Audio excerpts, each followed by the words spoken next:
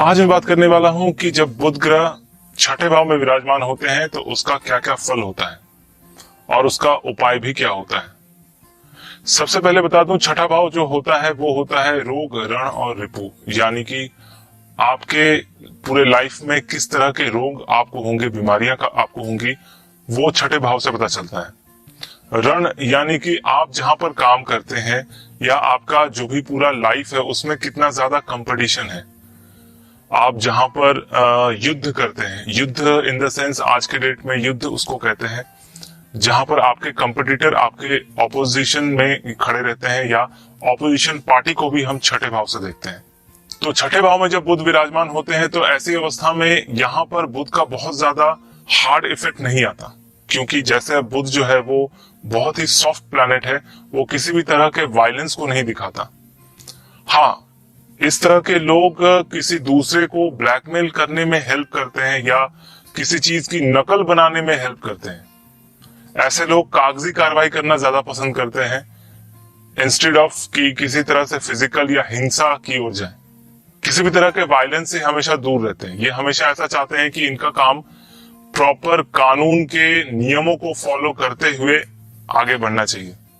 एक पुरानी कहावत है जिसमें कहा गया है कि एक शिक्षित या पढ़े लिखे दुश्मन से एक बेवकूफ दोस्त बेकार होता है। यानी आपका पढ़ा लिखा दुश्मन ज्यादा स्ट्रांग होगा, उससे शायद आपको कुछ सीखने को मिल जाए। तो जिसके छठे भाव में बुध होता है उसको ऐसे लोगों से दोस्ती होती है या ऐसे लोगों से इनकी जान पहचान होती है जो देखा जाता है कि अक्सर ज्यादा दिमाग वाले नहीं होते।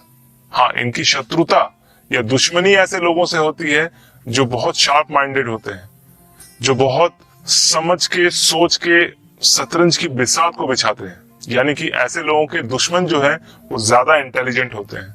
अगर साथ में चंद्रमा भी छठे, आठवें या 12वें भाव में विराजमान है और छठे भाव में बुध विराजमान है किसी कुंडली में, तो ऐसी अवस्था में ऐसा व्यक्ति मंद बुद्धि तक होता है। यानी कि ऐसे लोगों का दिमाग जो है किसी एक चीज पे टिका नहीं रहता है, बहुत ही फिकल माइंडेड होते हैं। अभी ये करते हैं, कभी कुछ करते हैं, कभी कुछ करते हैं। एक दिन में वो 10 सपने देखते हैं और 10 सपनों को भूल जाते हैं या खुद ही तोड़ देते हैं। और यहाँ पर अगर किसी क्रूर ग्रह की दृष्टि रही या फिर युति रही तो ऐसी अवस्था में ऐसे लोग पागल तक हो जाते हैं, यानी पागलपन की अवस्था तक पहुंच जाते हैं। हालांकि छठे भाव में रहने वाला बुध व्यक्ति को मृत्यु नहीं देता या किसी भी बहुत ही लंबी बीमारी के बाद मृत्यु नहीं देता है। हाँ, कभी कभी ऐसा होता है कि ब्रेन हैमरेज या इंटरनल हैमरेज होने की वजह से व्यक्ति कोमा के फेज में चला जाता है। लेकिन अगर छठे भाव में अकेला बुध विराजमान है, वहां पर किसी भी क्रूर ग्रह जैसे मंगल, राहु या शनि की दृष्टि वगैरह ना रहे, तो ऐसी अवस्था में व्यक्ति कोमा में जाकर भी वापस आ जाता है। अगर वहां पर कोई क्रूर ग्रह है तो ऐसे व्यक्ति कोमा में ही मृत्यु में चले जाते हैं। एजुकेशन की बात करें तो छठे भाव का बुध बहुत ज्यादा शार्प दिमाग नहीं देता। ऐसे लोग आजीवन अपनी पढ़ाई पे बहुत ही कम ध्यान देते हैं। एग्जाम के टाइम पे वो मोस्टली क्या करते हैं कि किसी दूसरे व्यक्ति के नोट्स को लेकर या दूसरे स्टूडेंट्स के नोट्स को लेकर कॉपी करके अपना याद करते हैं, या कई बार कुछ भी पढ़ाई ना करने के कारण एग्जाम्स में चीटिंग करने तक उतर जाते हैं। और कई बार पकड़े भी जाते हैं, उनको पनिशमेंट भी मिलती है, लेकिन फिर भी ये सुधरते नहीं। इनको चीटिंग करना बहुत अच्छा लगता है। ये किसी भी काम का लेखा जोखा सही तरीके से नहीं कर सकते या लिखते नहीं है। इनके पास किसी भी चीज का आप हिसाब मांगो तो ये कभी भी नहीं बता पाते। अक्सर ये जबानी चीजों को रखते हैं, बाद में जब टाइम आता है उन चीजों को दिखाने का या किसी को समझाने का तो गलतियां करते हैं और फिर बाद में पछताते भी हैं।